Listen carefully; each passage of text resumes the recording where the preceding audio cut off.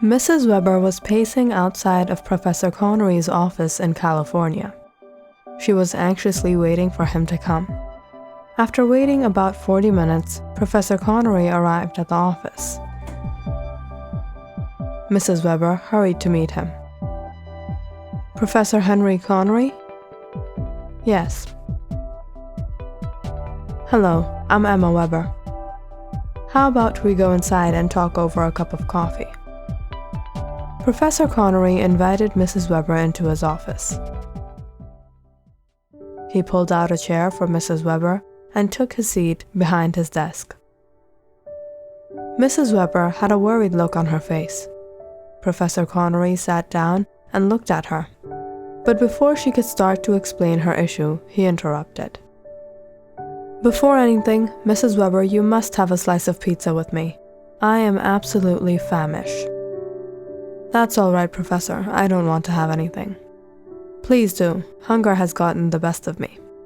Mrs. Weber was reluctant, but on Professor Connery's insistence, she agreed out of courtesy.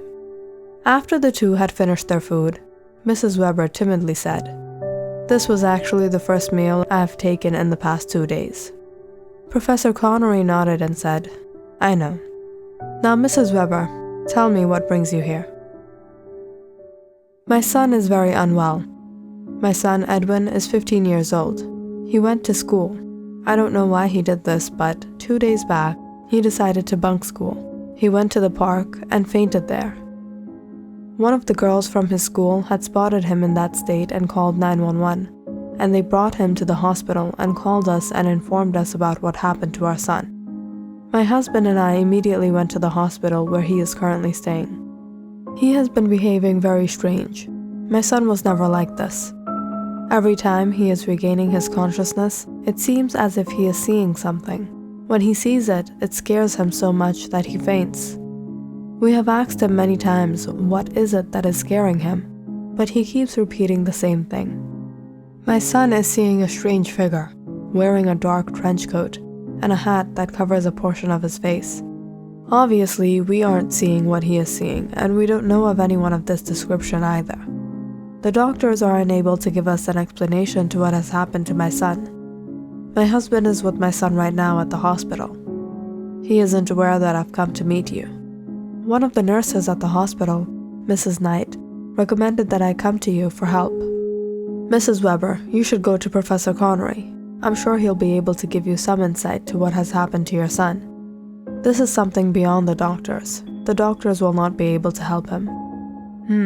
This is indeed strange. Professor Connery asked Mrs. Weber if he could meet with Edwin. Mrs. Weber took him to the hospital where Professor Connery saw Edwin's condition. The young man had experienced another fearful encounter and had fallen senseless. Professor Connery watched Edwin laying on the hospital bed. He took out his multi-tool out of his bag and snipped a few strands of Edwin's hair and kept it in a container. Professor Connery then called Mrs. Weber aside. "Mrs. Weber, you said that a girl was the first person to find Edwin in that state at the park, correct?" "Yes." "Would you perhaps have the girl's contact information?" Professor Connery got the contact information about a girl named Bernadette Cox from Mrs. Weber. The next day, in the afternoon, Professor Connery reached the house of Bernadette before she would arrive from school. Soon, Bernadette arrived back home. "Hello, are you Miss Bernadette Cox?" "Yes, I am." "I'm Professor Henry Connery. Do you know a young man from your school named Edwin Weber?" "Yes, of course. Everyone at the school knows him after what happened to him. I was the one who called 911, and they took him to the hospital. Is he doing well?" "I'm afraid not. Edwin's mother had come to me to solve the mystery behind what happened to Edwin. I was wondering why a young man like Edwin would bunk school and go to the park all by himself, and I thought perhaps you would be able to help. Isn't it time you tell us the whole truth, Bernadette?" You were with him that day, weren't you? There was a nervous look on Bernadette's face. Young woman, I know there is more to the story that you have told. Don't you think it's time you tell me what really happened that day? Bernadette got even more nervous. My parents are at home. Can we go somewhere else and talk about this? That park is not too far from here. I'm fine with anywhere you want to go.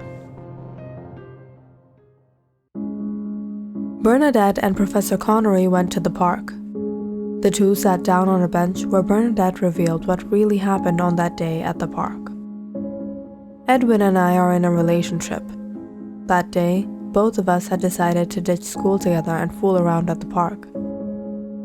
But when we got there, we saw a few people were there. Edwin and I wanted absolute privacy. Edwin and I went there thinking we would be alone. You see, Edwin is actually one of the tough guys at our school. He's always doing something to brag about himself. While we were at the cemetery, he got on top of one of the graves. Edwin, get down, don't do that. You shouldn't disrespect people from beyond. I tried to warn him, but Edwin wouldn't listen.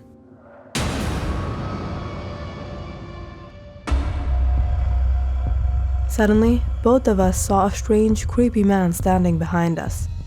We were taken aback when we realized he had been standing there. We didn't understand how we hadn't spotted him before. He began asking us weird things.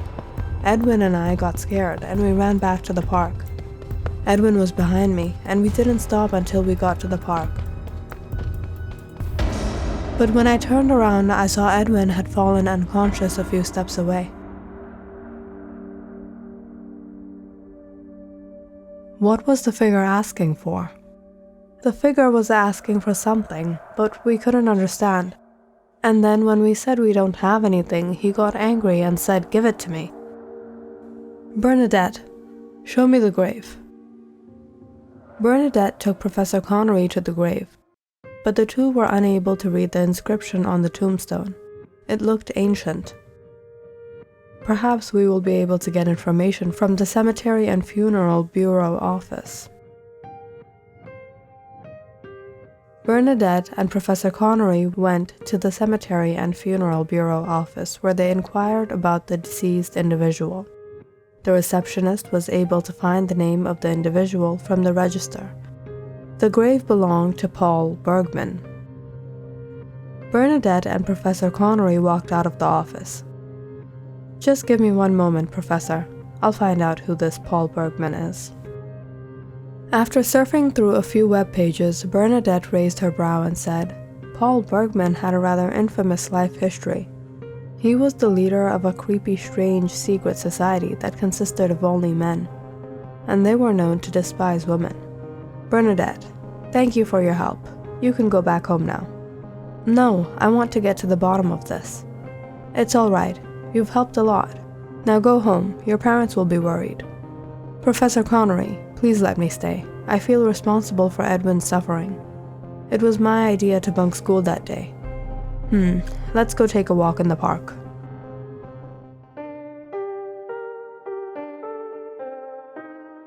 Bernadette thought it was quite peculiar to want to stroll around the park at that time instead of trying to help Edwin, but she agreed to what Professor Connery had said. Later on in the evening, she realized why Professor Connery had been walking around the park. He was waiting for the security office at the cemetery to close. When there was no one at the cemetery, Professor Connery arranged some shovels from behind the cemetery office that was kept for gardening purposes and headed over to the grave of Paul Bergman. What are we doing, Professor? We're going to rescue your boyfriend. In the darkness of the evening, Bernadette and Professor Connery dug up the grave.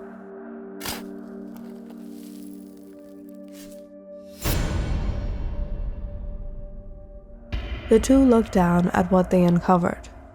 Very foul smell was already coming, but what they saw was more horrifying. So this is why all of this has been happening to Edwin. Why? What? It's better for you not to know about all of this. Professor Connery took a bottle of fluid out of his bag. He opened the lid of the coffin and unscrewed the cap of the bottle and began pouring it over the contents of the coffin. After he had poured all of the fluid out of the bottle, the foul smell suddenly disappeared. Bernadette watched Professor Connery with curiosity. "Professor Connery, what are you doing?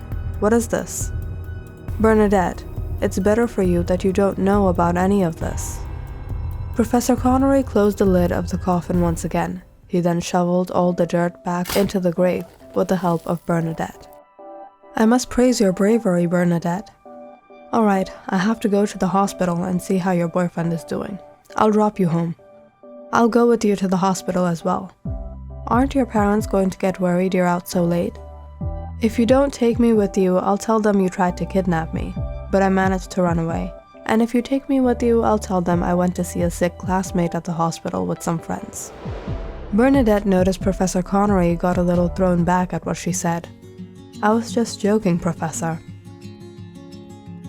When Professor Connery and Bernadette reached the hospital, they found Mrs. Weber smiling. She was sitting next to Edwin and feeding him some soup. Edwin was finally recovering. Edwin was shocked to see Bernadette. "Bernadette, what are you doing here?" Professor Connery raised his brow. "Do you two know each other? Bernadette is my student."